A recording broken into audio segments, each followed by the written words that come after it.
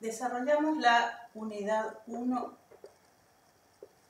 de geometría 2. Esta geometría, a diferencia de la anterior que vieron en primer año, la geometría de primer año es una geometría métrica, geometría euclidiana.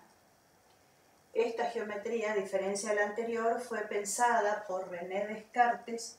Entonces se trata de una geometría en coordenadas, coordenadas cartesianas en un primer momento. Esta geometría entonces lo que hace es, surgió de aplicar los métodos del álgebra para describir los objetos que son geométricos. De esa forma, una línea, por ejemplo en el plano, se describe a través de una ecuación, una línea en el espacio de igual forma, una superficie en el espacio de igual forma. Comenzamos entonces con algunos conceptos preliminares. Un primer concepto que vemos es el de recta orientada. Vamos a considerar entonces una recta R y nos imaginamos sobre ella a un punto que es móvil. Ese punto sobre la recta puede recorrerla en dos sentidos, hacia este lado, hacia este otro. Arbitrariamente vamos a asignar a uno de esos sentidos como positivo y también quedará definido de esa forma el sentido negativo. Una recta en la que se han definido los sentidos se denomina recta orientada. Si consideramos dos puntos de esta recta, A y B, por ejemplo, y consideramos un segmento arbitrario. Cuando decimos arbitrario es que uno le da el valor que quiere, como longitud. A este segmento entonces lo vamos a considerar como unidad y es posible medir la distancia entre A y B, lo que es lo mismo medir el segmento AB, con U. Esto significaría calcular cuántas veces cabe U entre A y B. Vamos a obtener entonces un número real de esa forma y se va a indicar medida del segmento AB. O sea que esta expresión no nos está determinando únicamente lo geométrico, que es el segmento AB, sino la medida de ese segmento. Como dije antes, es un número real. Si recorremos desde A hacia B, estamos avanzando en el sentido positivo de la recta y ese número será un real positivo. Si vamos desde B hacia A, estamos en el sentido negativo de la recta y será en valor absoluto el mismo número real, pero van a diferir en signo. Entonces, la medida del segmento AB es igual a menos la medida del segmento BA. Serían números opuestos. Si pasamos al primer miembro, este número nos va a quedar AB más BA, más porque estaba con signo menos, es igual a 0.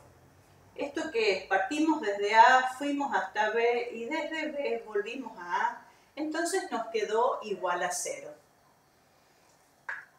Si consideramos ahora 3 puntos en la recta orientada, vamos a tomar un punto más, por ejemplo C. Entonces, no importa la separación entre ellos, ¿sí? Observemos, la medida de AB más BC, la medida, nos va a dar la medida del segmento AC. Por lo que vimos recién, el segmento AC es igual a menos el segmento CA, es el opuesto. Si pasamos al primer miembro, va a ser entonces AB más BC más CA es igual a 0. Nos queda entonces una expresión. Salimos desde A, caminamos hasta B, desde B fuimos a C y desde C volvimos a A. Entonces, como eran sentidos contrarios, consideramos 0 a la suma de esas distancias. Esta expresión que nos quedó es la llamada fórmula de Chasles para puntos de una recta orientada. Cualquiera sea la distribución entre A, B y C, esto se cumple igual.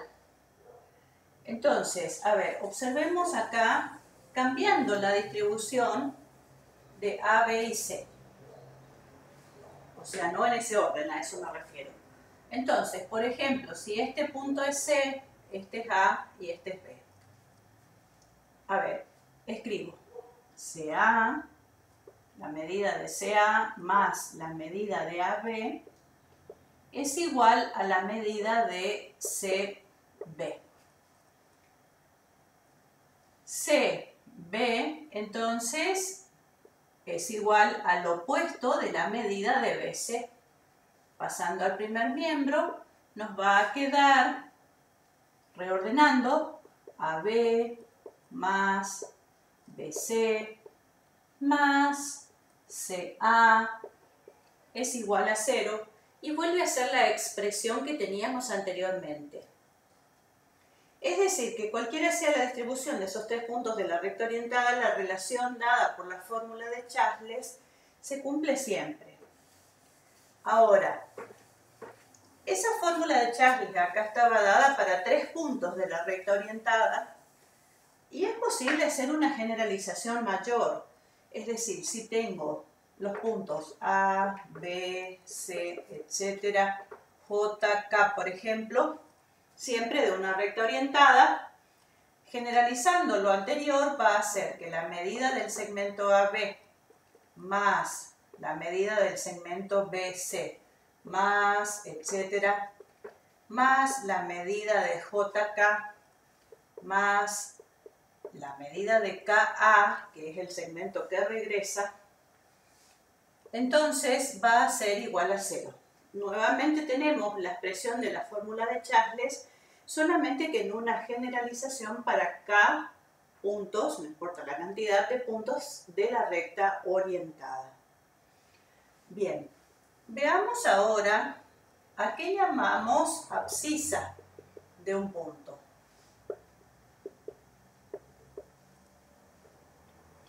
Vamos a partir entonces nuevamente de la recta orientada. En la recta orientada vamos a tomar un punto particular arbitrariamente, lo cual quiere decir elijo uno que uno quiera. Le vamos a llamar O a este punto y este punto se va a llamar origen. Volvemos a tener un segmento U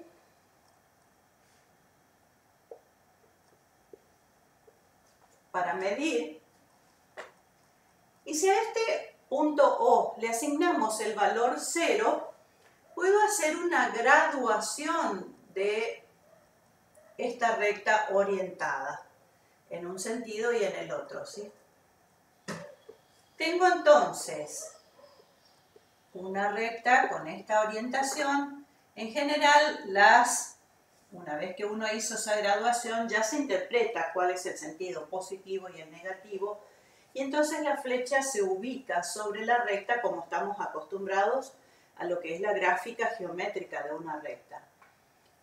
Lo que nos quedó entonces es una recta orientada, uno de sus puntos fue asignado como 0 y además está graduada.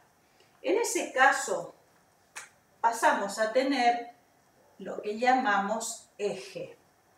O sea que un eje tiene todas esas características mencionadas recién. Dado un punto P, cualquiera de la recta, por ejemplo este, es posible que nosotros midamos la distancia que hay desde O hasta P, la medida de ese segmento. La medida de ese segmento, siempre con la unidad U, va a ser, como antes, un número real, al que le vamos a llamar X, minúscula. Ese número real, entonces, es el que se llama abscisa del punto P. Y en general se indica con un paréntesis al lado del nombre del punto. Esto cuando leo el punto P de abscisa X. Considerando un segundo punto, por ejemplo este, no importa la separación, ¿sí? Para distinguir voy a llamarle P sub 1 y P sub 2. Entonces, a las distancias. A ver entonces, consideremos la fórmula de Charles que recién veíamos. Vamos a tener la distancia OP sub 1 más la distancia P sub 1, P sub 2 más la distancia P sub 2 O es igual a 0. Vamos a calcular esta distancia P sub 1, P sub 2, o sea que voy a despejar. P sub 1, P sub 2, entonces es igual a, este pasa negativo, este pasa negativo. Voy a considerar entonces menos P sub 2O, perdón, menos OP sub 1. Voy a tomar al opuesto de este segmento, de la medida, perdón, entonces será OP sub 2 menos OP sub 1. Pero OP sub 2 mide X sub 2 y OP sub 1 mide X sub 1. ¿Qué quedó entonces como conclusión? Que la distancia entre dos puntos en el eje es igual a la diferencia entre la abscisa del segundo punto menos la abscisa del primero. Numéricamente después si uno resta en uno u otro orden no nos va a cambiar, pero sí va a cambiar el signo. Entonces por eso es que hacemos hincapié en eso, que es la del segundo punto menos la del primero. Bueno, muy bien. Vamos a hablar ahora de proyecciones. Entonces, vamos a ver distintos tipos, proyecciones. Y vamos a considerar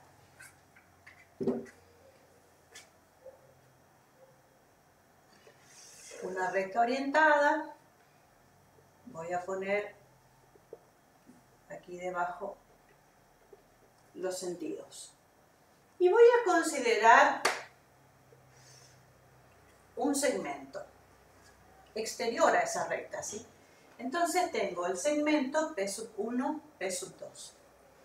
Geométricamente sabemos que para proyectar un segmento sobre una recta, lo que se hace es trazar perpendiculares a la recta por los extremos del segmento. Hacemos eso. Tengo entonces los puntos Q sub 1 y Q sub 2. En ese caso particular, Q sub 1 entonces proyección de P sub 1, Q sub 2 proyección de P sub 2. Lo que estamos queriendo hacer en este caso sería relacionar las medidas del segmento P sub 1, P sub 2 con la medida de la proyección que es Q sub 1, Q sub 2. Para hacerlo entonces voy a considerar a la recta que contiene a P sub 1, P sub 2 para observar cuál es el ángulo que se forma entre la recta orientada y esa recta que contiene a P sub 1, P sub 2. Vamos a llamarle alfa a ese ángulo, y si trazo acá una paralela a la recta R, por ejemplo si este punto es M, este ángulo también será alfa, porque son ángulos correspondientes entre paralelas cortadas por una transversal. Entonces, en ese triángulo tenemos, como dije antes, queremos relacionar la medida de P sub 1, P sub 2 con la medida de la proyección, que a su vez mide lo mismo que P sub 1M, que es lado del triángulo. Tengo entonces en el P sub 1, M, P sub 2 triángulo. Tengo que vincular a P sub 1, P sub 2, que es la hipotenusa, con P sub 1m, que es el cateto adyacente si pensamos en el ángulo alfa. La razón trigonométrica que corresponde entonces es la razón coseno. Es decir, coseno de alfa es igual a cateto adyacente, P sub 1m, sobre hipotenusa, P sub 1, P sub 2. Recordando todas las veces que P sub 1m es en realidad Q sub 1, Q sub 2, que es la proyección en la que estamos queriendo vincular. Despejamos P sub 1m y consideramos la igualdad que dijimos recién, o sea, esto es igual a Q sub 1, Q sub 2, y P sub 1, P sub 2 va a pasar multiplicando el coseno, así que va a ser igual a P sub 1, P sub 2 por el coseno de alfa. A ver, la expresión que quedó entonces es la proyección de un segmento sobre una recta orientada es igual al producto entre la medida del segmento y el coseno del ángulo comprendido entre la recta orientada y la recta que contiene al segmento. Nos quedó entonces este producto ahí con una expresión. Ahora, consideremos otras proyecciones. Seguimos dentro del tema proyecciones, pero otras diferentes. Voy a considerar ahora no solo un segmento, sino una poligonal. Consideremos primero una poligonal abierta. Tengo entonces de nuevo la recta R y voy a considerar una poligonal abierta, ¿sí? Tengo entonces A, B, C, D, E, poligonal abierta, y voy a proyectar a esa poligonal sobre la recta, marco la orientación, haciendo las proyecciones de los distintos lados de esa poligonal sobre la recta, ¿sí? Así que trazamos las perpendiculares.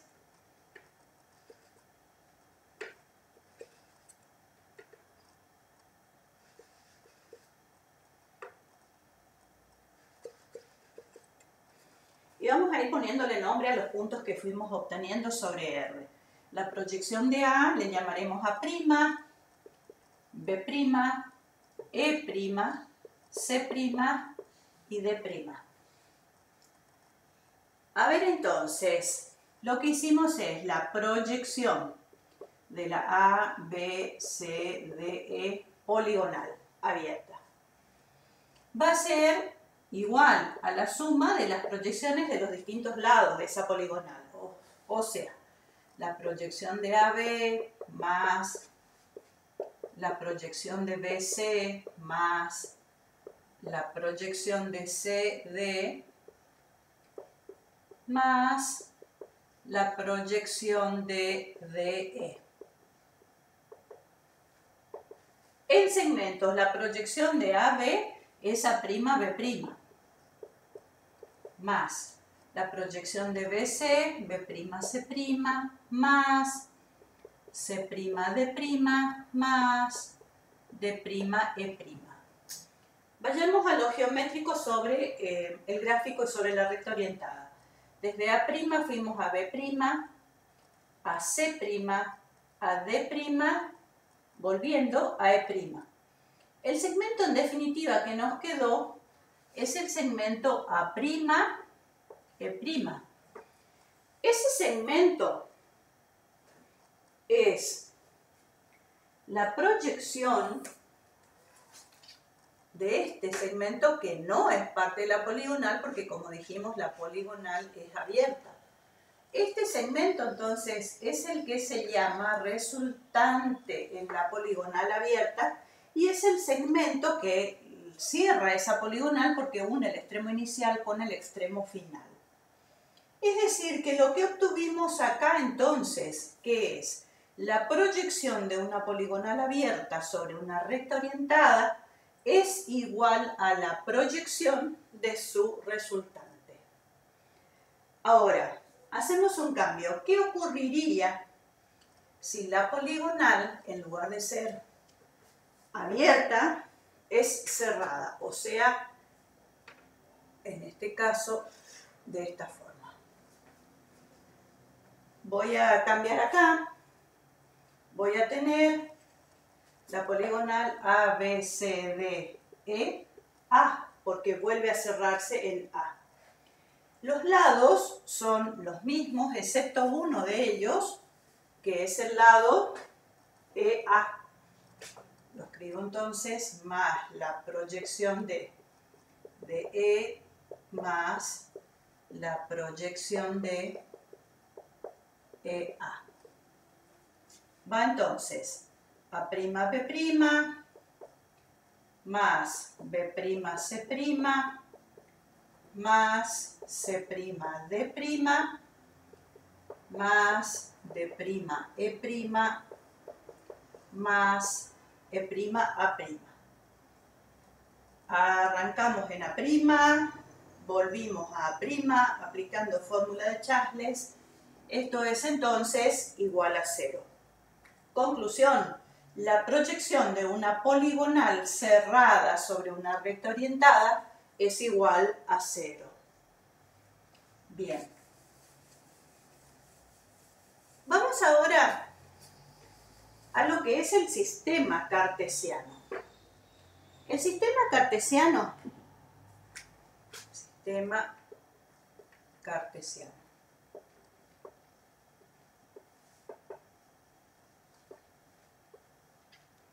El sistema cartesiano consta de dos ejes. Recordemos todas las condiciones para que sea un eje, que son mutuamente perpendiculares y cuyos ceros coinciden. Tiene que haber entonces una graduación sobre X, una graduación sobre Y. La unidad que se elige sobre X no necesariamente tiene que ser la misma unidad que se elige sobre Y. En los ejes, ¿no? Tengo entonces el eje horizontal, recibe el nombre de eje de las abscisas, y también eje de las X, y después directamente decimos eje X, eje de las abscisas. Entonces, y el eje vertical es el eje de las ordenadas, o eje de las Y, o eje Y directamente después. Entonces, los ejes son ilimitados porque son rectas y van a dividir al plano en 4 regiones. Cada una de esas regiones recibe el nombre de cuadrante. Esos cuadrantes tienen una numeración particular que es la misma, coincidente en todos lados. Entonces, arriba a la derecha tengo el primer cuadrante, a la izquierda segundo cuadrante, abajo a la izquierda tercer cuadrante, cuidado con los números romanos, como los dibujamos, y el cuarto cuadrante abajo a la derecha. A ver, si consideramos un punto cualquiera P en el plano, cualquiera sea el punto, lo podemos proyectar perpendicularmente, por supuesto, sobre X, sobre Y, y en cada uno de los ejes leemos un número, X sub 1, le voy a poner en este caso, e Y sub 1. Ese par de números en ese orden son las coordenadas cartesianas del punto P sub 1. Particularmente, la primera es la abscisa de P sub 1 e Y sub 1 es la ordenada. El par ordenado X sub 1, Y sub 1, si cambiáramos el orden, recordemos que el concepto de par ordenado es que están los dos elementos y el criterio de ordenación. Si cambio ese criterio de ordenación, el punto es otro, pasa a ser otro punto distinto ubicado en otro sector del plano. No es el mismo entonces.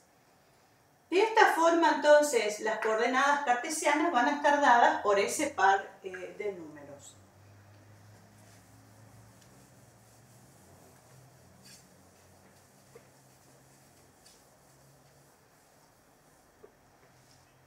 A ver, vamos a ver cómo hallamos la distancia ahora entre dos puntos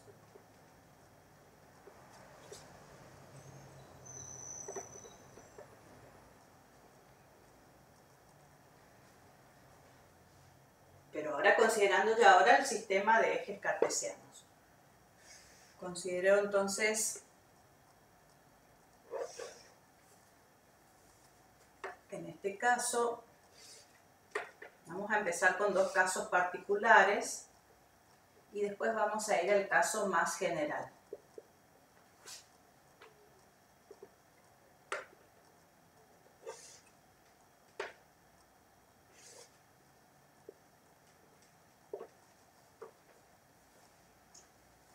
Vamos a considerar a dos puntos sobre, el segmento que van a determinar esos dos puntos va a ser paralelo al eje X. Voy a proyectar a los dos extremos sobre el eje X. Aquí vamos a leer X sub 1 y X sub 2. Entonces, según lo que vimos antes de proyecciones, P sub 1, P sub 2, la distancia entre ambos, va a ser igual ahora a este segmento directamente porque es una proyección paralela. Entonces va a ser X sub 2, abscisa del segundo punto, menos la abscisa del primero. Y en esto consiste la distancia. El otro caso particular sería cuando el segmento P sub 1, P sub 2 es ahora paralelo al eje Y. Voy a proyectar sobre el eje Y a ambos y en ese caso leemos Y sub 1 e Y sub 2 sobre esas proyecciones. El caso es similar a este, nada más que la proyección será ahora sobre el eje Y. En este caso vamos a tener segmento P sub 1, P sub 2, la medida, o sea, la distancia entre los dos puntos, va a ser igual a la diferencia entre ordenadas del segundo punto y del primero. De esta forma, entonces, quedó la distancia entre los dos puntos. El caso más general es cuando el segmento que determina P sub 1 y P sub 2 no es paralelo a ninguno de los dos ejes. Vamos a ubicar la situación entonces primero. Voy a tener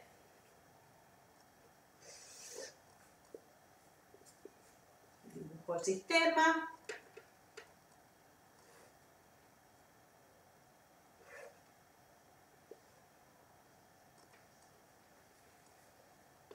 Y el punto. Tanto P sub 1 como P sub 2 y el segmento. ¿Sí? Vamos a proyectar a ambos, tanto sobre X como sobre Y, porque ahora no tengo el paralelismo que teníamos hace un ratito en los otros casos particulares.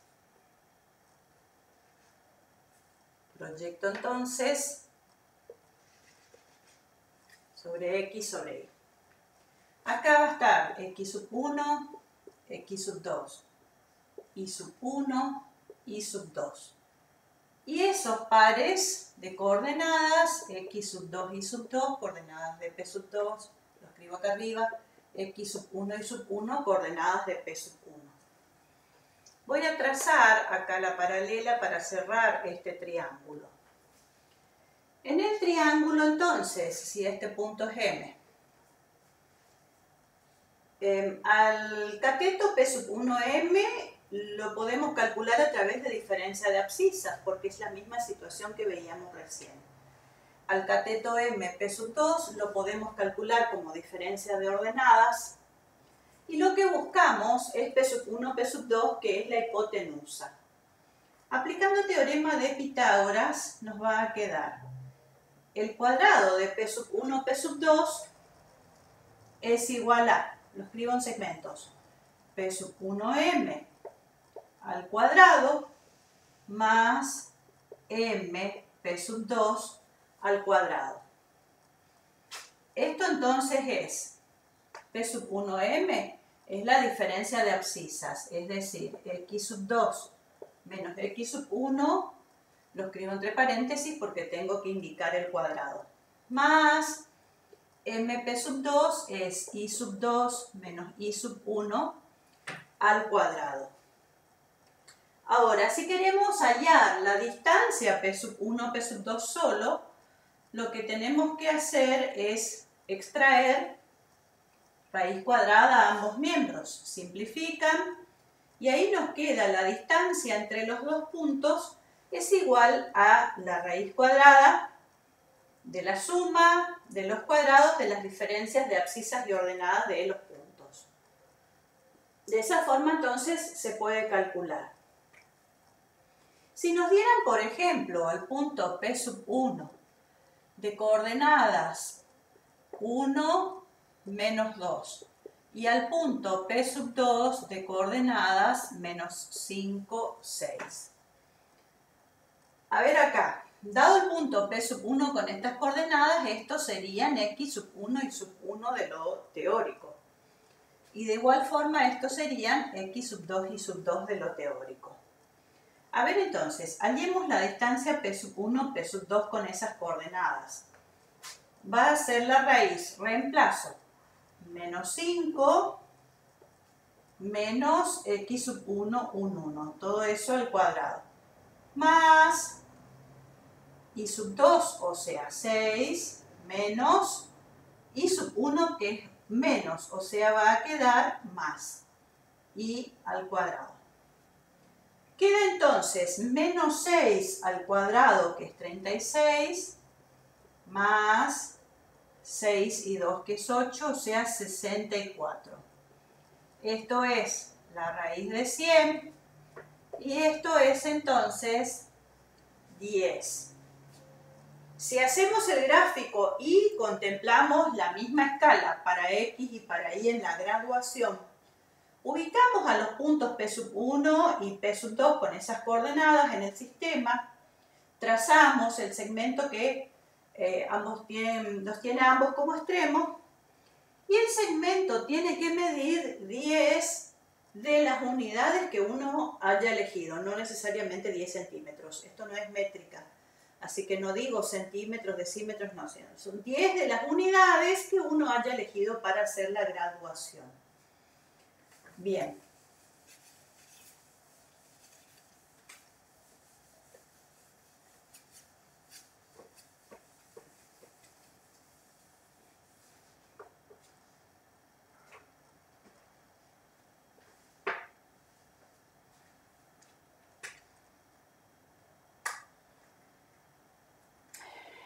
Vamos a considerar ahora un tema llamado coordenadas del punto que divide a un segmento en partes proporcionales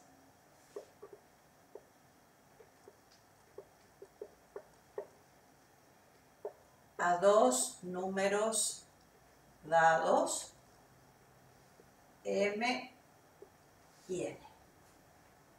Todo eso es el título de lo que estamos por dar. Bueno, muy bien. ¿En qué consiste el problema ahora acá? Vamos a tener, siempre partimos dibujando el sistema, ¿sí? Para poder hablar de coordenadas y ubicación de puntos sin sistema, eso no es posible, ¿sí? Tengo entonces el sistema y nos dan dos puntos, coordenadas del punto que divide un segmento, entonces necesito los dos puntos extremos. Vamos a tener acá los dos puntos P sub 1 y P sub 2. Las coordenadas de estos dos puntos se conocen, o sea, acá van a tener x sub 2 y sub 2, las coordenadas, y x sub 1 y sub 1 coordenadas de P sub 1. Nos piden las coordenadas de un punto particular al que llamaremos P. P nos piden las coordenadas x e y de ese punto. Y la ubicación no es cualquiera. Lo que tiene que ocurrir según esto es que la medida del segmento P sub 1P es a la medida de P sub 2 como el número m es al número n. Por eso dice proporcionales. Y m y n son dos números conocidos. No es tan sencillo el problema como vemos, ¿no es cierto? Porque es ubicar a P para que se cumpla exactamente eso. ¿Cómo vamos a hacer entonces? Vamos a proyectar a los 3 puntos sobre el eje X. En la proyección entonces vamos a obtener los puntos Q sub 1, Q y Q sub 2 respectivamente. Si observamos, nos quedó un sistema de 3 paralelas cortadas por 2 transversales, lo cual significa que podemos aplicar el teorema de Tales. Repasamos rápidamente lo que dice el teorema. El teorema de Tales dice que en un sistema de 3 o más paralelas cortadas por 2 transversales, los segmentos determinados sobre una de estas transversales son proporcionales a los correspondientes determinados sobre la otra transversal. Bueno, muy bien, vamos a armar esa proporcionalidad de segmentos según Tales. Tengo entonces sobre esta transversal P sub 1P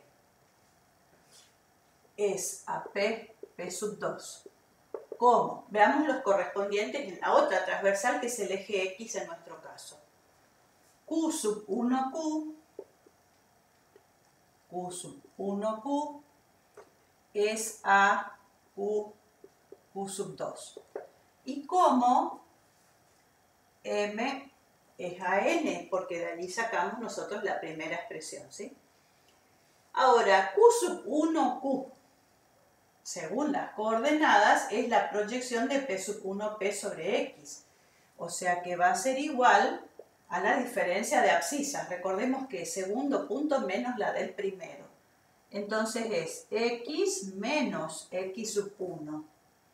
Y Q sub 2, diferencia de abscisas también, pero de los puntos P y P sub 2, cuidado el orden nomás, X sub 2 menos X. Como M es a N. A ver, ¿qué es conocido y qué no es conocido en esto que nos quedó? M y N son números dados, X sub 1 y X sub 2 son abscisas de los puntos que nos dieron desde el comienzo, y lo que no sé es X, que es abscisa de P, en definitiva. Me quedó una ecuación, entonces, donde todo es conocido excepto X, y tengo que despejar X para poder hallar su valor. Nos quedó una proporción, aplicamos propiedad fundamental de las proporciones. Tengo entonces N que multiplica a X menos X sub 1 es igual a M que multiplica a X sub 2 menos X. Aplicamos la propiedad distributiva y nos va a quedar NX menos NX sub 1 es igual a MX sub 2 menos MX. Bueno, tenemos dos términos entonces, este y este, que son los que tienen la X, que es lo que estamos queriendo despejar. Vamos a pasar este término al primer miembro, vamos a asociarlos y sacar el factor común X. Esta expresión y esta son completamente numéricas después en el ejercicio porque dijimos M y N son números que nos dan, X y X, sub 1 y sub 2, son abscisas, o sea, números también. Vamos a despejar entonces, en el primer miembro nos va a quedar N más M, que multiplica X, segundo miembro, MX sub 2 más NX sub 1. Por último, entonces, X es igual a, numerador, esta expresión, mx sub 2 más nx sub 1, denominador, lo escribo en el otro orden nada más, m más n. Y ahí nos quedó, después cuando se hace el ejercicio, todo esto es un número como lo dijimos, nos quedó la expresión para la abscisa del punto P. Si ahora hacemos el mismo trabajo proyectando todo sobre I, vamos a obtener un trabajo muy similar a este, nada más que en lugar de X se tratará de Y. Y vamos a tener el valor de la ordenada que va a ser mi sub 2 más ni sub 1 sobre m más n. De esta forma entonces nos van a quedar abscisa y ordenada de ese punto P que cumple con esta condición de proporcionalidad. Hay un caso particular aquí y es cuando nos piden que P sea exactamente el punto medio de la distancia en el segmento P sub 1, P sub 2. Cuando P es el punto medio, los segmentos P sub 1P y P sub 2 van a ser iguales. Es decir, que M y N deberán ser números iguales también para que la razón entre ambos me dé 1, porque estoy dividiendo números iguales. M y N iguales, entonces en ese caso voy a borrar acá para que nos quede esta última expresión que es la que tengo que analizar. Entonces, si M y N son iguales, vamos a tener en el numerador, en ambos, un factor común. Le puedo llamar M o N, es indistinto, dijimos que es el mismo número. Voy a tener un factor común que se puede extraer, x sub 1 no es igual a x sub 2, pero sí me va a quedar la suma. Y en el denominador vamos a tener 2 veces m o 2 veces n, sea cual sea el nombre que elegimos. Después de simplificar, entonces, ¿qué es lo que va a ocurrir? Que x es igual a x sub 1 más x sub 2 sobre 2. Simplificó m, factor común, con m del 2m del denominador. Y entonces es y sub 1 más y sub 2 sobre 2. O sea que en el caso particular en el que el punto P es punto medio del segmento P sub 1, P sub 2, vamos a tener que abscisas y ordenadas son respectivamente las semisumas de las abscisas y ordenadas de los puntos que son extremos de ese segmento. Muy bien. Vemos ahora un tema más que se llama área de un triángulo. A ver entonces, tengo el área de un triángulo.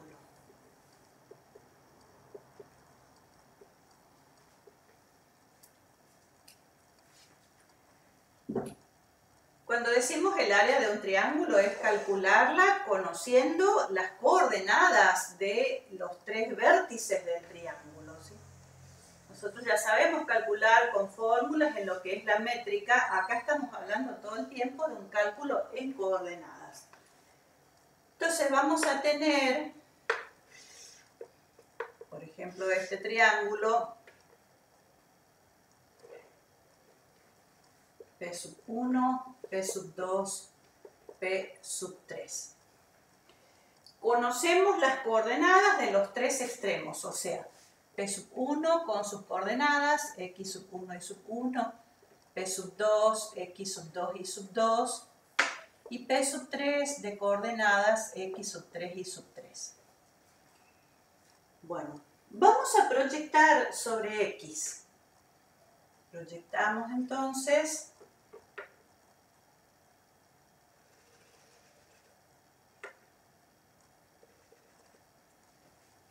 y vamos a obtener los puntos Q sub 1, Q sub 3, Q sub 2. Los datos que tengo ya los mencionamos, entonces para hallar el área de ese triángulo, lo que vamos a hacer es considerar trapecios. ¿Qué trapecios entonces? Por un lado vamos a tener Q sub 1, Q sub 3, P sub 3, P sub 1. Este trapecio entonces, ¿sí? Vamos a sumar el área de ese trapecio con el área de este otro que se encuentra aquí al costado. ¿Cuál es el otro? Q sub 3, Q sub 2, P sub 2, P sub 3. Tengo este otro trapecio. Recuerden que queremos hallar el área del triángulo, con lo cual, sumando estas dos áreas, me quedaría restar este trapecio que se encuentra aquí debajo para que me quede el área que estoy buscando, que es la del triángulo. A ver, lo voy a ir escribiendo. Tengo entonces el área del P sub 1, P sub 2, P sub 3 triángulo. Es igual al área de Q sub 1, Q sub 3, P sub 3, P sub 1 trapecio, más el área del Q sub 3, Q sub 2, P sub 2, P sub 3 trapecio, menos, voy a restar, como dije antes, el área del, que está acá debajo, el área del Q sub 1, Q sub 2, P sub 2, P sub 1 trapecio. Entonces, en este es el que pinté con verde, este es el que pinté con azul, y la que estoy por restar es el que pinté con rojo. Muy bien, recordemos el área de un trapecio. El área de un trapecio, como fórmula métrica, es la semisuma de las bases por la altura. Son trapecios rectángulos en este caso, ¿no es cierto? Entonces, a ver, voy a escribir acá. Semisuma, las tres áreas van a tener ese semi, entonces voy a indicar ya como un factor común que es un medio. De los tres tienen ese mismo factor común. A ver, vamos con este primer trapecio. Q sub 1, Q sub 3, este que está acá en verde. ¿Cuáles son las bases de ese trapecio? Q sub 1, P sub 1 y Q sub 3, P sub 3, que son las dos bases que son paralelas. ¿Qué son esos? Por un lado tengo Q sub 1, P sub 1, que es la ordenada de P sub 1. Y Q sub 3, P sub 3 es la ordenada de P sub 3. Es decir, semisuma I sub 1 más I sub 3. Semisuma de las bases por la altura. ¿Y la altura qué es? Es Q sub 1 o Q sub 3. Ese segmento es la proyección de P sub 1 sobre P sub 1, P sub 3, perdón, sobre el eje X, o sea, diferencia de abscisas. Tengo entonces, cuidado porque es segundo punto menos la abscisa del primero. Sigo, más, paso a este otro trapecio, iguales consideraciones. ¿Cuáles son las bases? I sub 2, que es Q sub 2, P sub 2, e I sub 3, que es Q sub 3, P sub 3. Tengo entonces I sub 2 más I sub 3 por, y la altura sería el segmento Q sub 3, Q sub 2. En orden es X sub 2 menos X sub 3. Menos, estoy restando la última, las dos bases serían Q sub 1, P sub 1, I sub 1, más Q sub 2, P sub 2, que es I sub 2. Por, y la altura, entonces, cuidado ahora, es todo este segmento Q sub 1, Q sub 2, es decir, X sub 2 menos X sub 1. Tengo que aplicar entonces todas las propiedades distributivas. Voy a ir borrando acá para tener espacio. Voy a tener entonces un medio que multiplica. Como voy a aplicar ya distributivas, ya no voy a poner el corchete. Va entonces X sub 3, Y sub 1, este con este, menos x sub 1 y sub 1, más x sub 3 y sub 3, menos x sub 1 y sub 3.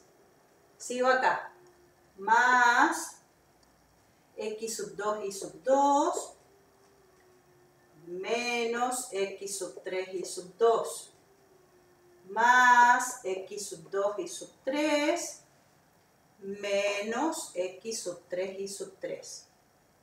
Va al último, cuidado el signo menos, menos x sub 2 y sub 1, más, me va a quedar este término, x sub 1 y sub 1, menos x sub 2 y sub 2, más x sub 1 y sub 2.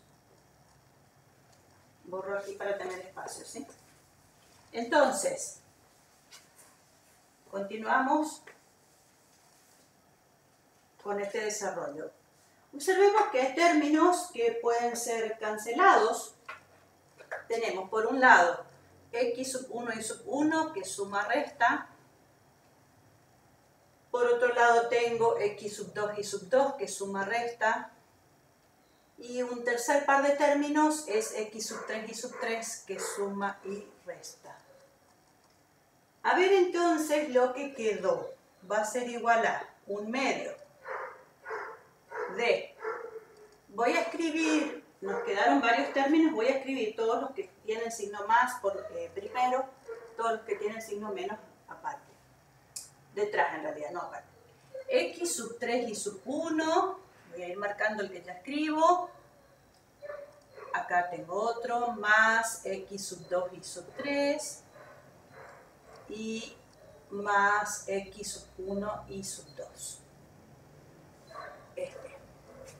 Van los tres que son negativos, menos x sub 1 y sub 3, acá, menos x sub 3 y sub 2, menos x sub 2 y sub 1. Esos son los que quedaron. Quedaron 6 términos entonces en definitiva. Bueno, voy a borrar el gráfico, ya lo vimos. Necesito un espacio para mostrar una cosa aquí. Haciendo una pausa acá, necesito un desarrollo que en realidad es algebraico. Ese desarrollo del álgebra, como ya dijimos antes, se aplican los métodos del álgebra a la geometría. Así que necesito algo que vamos a desarrollar también después en el álgebra 2, pero lo necesito para trabajar acá. Y es un tema particular que se llama determinantes. Voy a hacer con verde para que sepamos que eso corresponde al álgebra 2, pero lo necesito para trabajar acá. Un determinante es un número en realidad. Nosotros vamos a tener, lo voy a indicar acá. Así se va a indicar A sub 1, 1. A sub 1, 2, A sub 1, 3. ¿Qué es esto? Este es un número ubicado en la fila 1, columna 1. Fila siempre horizontal, columna vertical. Este está en la primera fila, pero fue cambiando la columna y eso significan los subíndices. Cuando pasamos a este segundo, va a tener 3 filas y 3 columnas. Cuando paso a este segundo va a ser A sub 2, 1. Cuidado, segunda fila, primer columna. 2, 2, segunda fila, segunda columna. 2, 3, segunda fila, tercer columna. Va la última, A sub 3, 1. A sub 3, 2. A sub 3, 3. Que no nos asusten las notaciones, lo que estamos indicando es nada más la ubicación. Lo que tenemos que hallar es un número que se va a obtener de la siguiente forma. Una de las formas entonces va a ser este método que estamos por ver, después lo profundizamos, ¿no es cierto? Pero se llama el método de triangulación, el que estamos por trabajar. ¿Cómo voy a hacer entonces? Voy a multiplicar esta que está aquí, es la llamada diagonal principal. voy a multiplicar a los tres números que se encuentran sobre esa diagonal principal. Y voy a formar triángulos cuyas bases sean paralelas a esa diagonal principal, siempre dentro de lo que es el determinante. Tengo entonces acá una base que voy a hacer el triángulo con este otro tercer número. Y aquí estaría la otra base con el tercer número debajo. Tres paralelas me tienen que quedar entonces con el otro número allá. Le sumo. Vamos con este. A sub 2, 1. A sub 3, 2. A sub 1, 3. Le sumo. Vamos el otro. A sub 1, 2. A sub 2, 3. A sub 3, 1. Y ahí tengo 3. Ahora, vamos a formar, voy a borrar estos interiores acá para que no nos confundan con los otros que faltan porque necesito otros 3 más.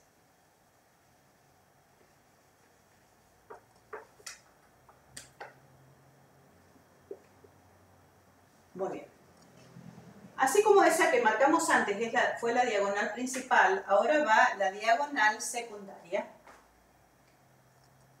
Y otros dos triángulos con bases paralelas a ellas. Entonces tengo acá con este y acá con este.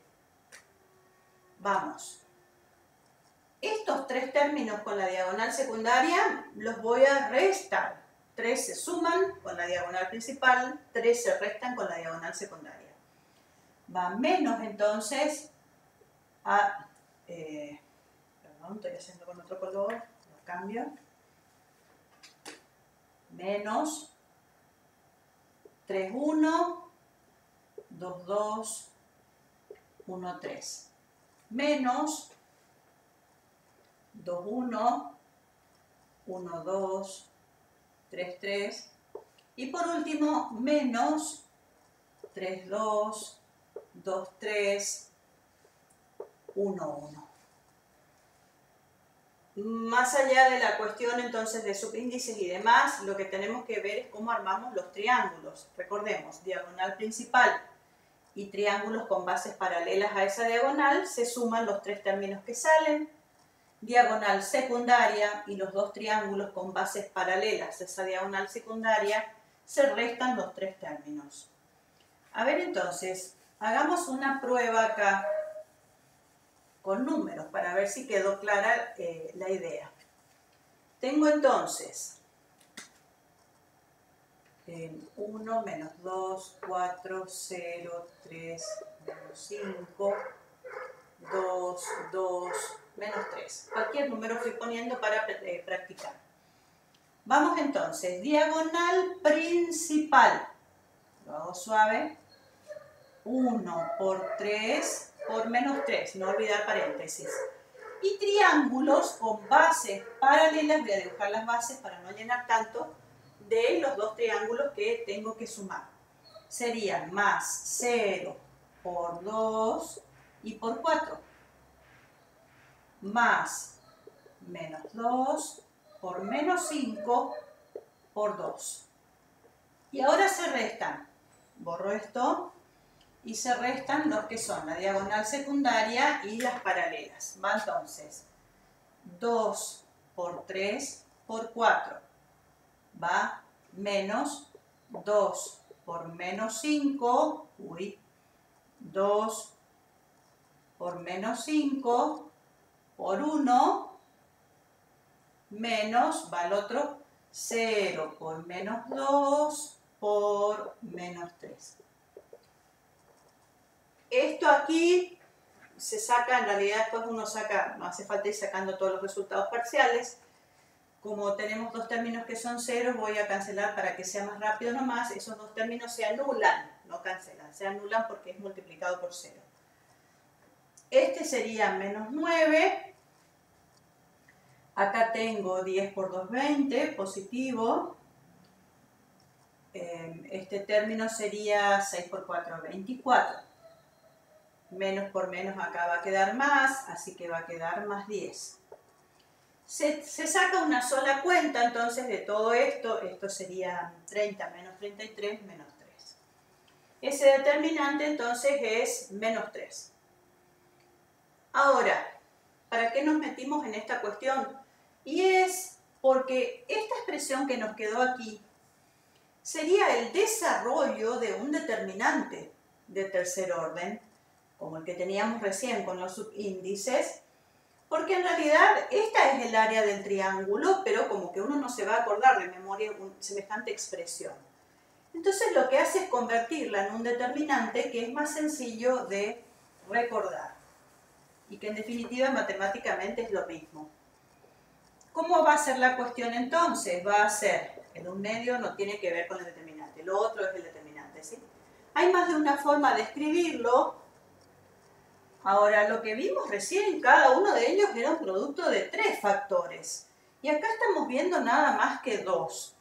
Eso significaría, para que no nos altere la expresión, que el tercer factor es un 1, para que nos quede equivalente a lo que nosotros estábamos viendo anteriormente con todos los desarrollos. Empiezo con este, x sub 1, y sub 2 y un 1.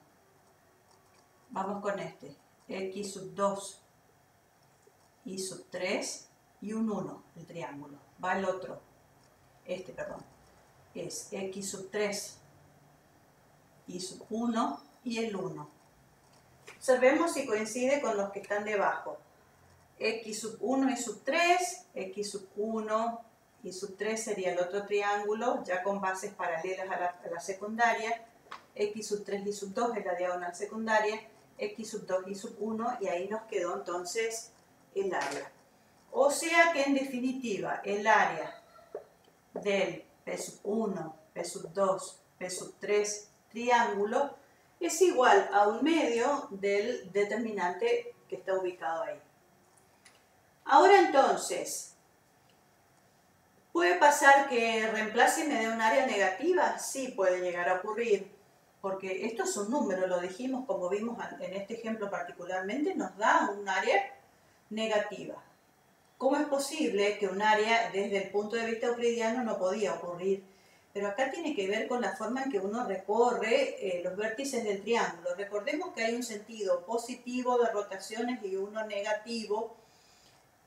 Según sea horario antihorario, nosotros tenemos sentido de rotaciones.